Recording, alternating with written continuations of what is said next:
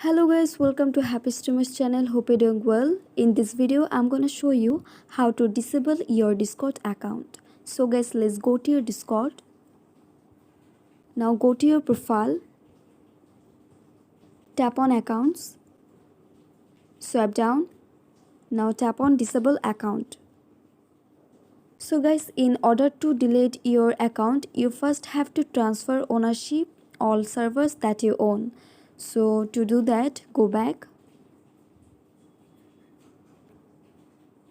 Now tap on the server name, tap on settings, swipe down.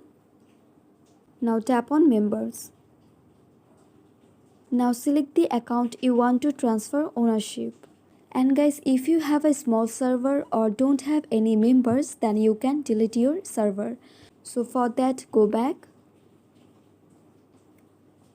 go to overview, swipe down. Now tap on delete server, tap on yes.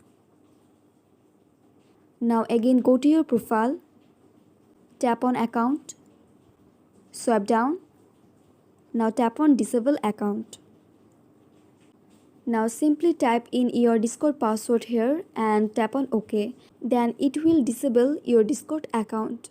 So guys, that's it. That's how you can do it.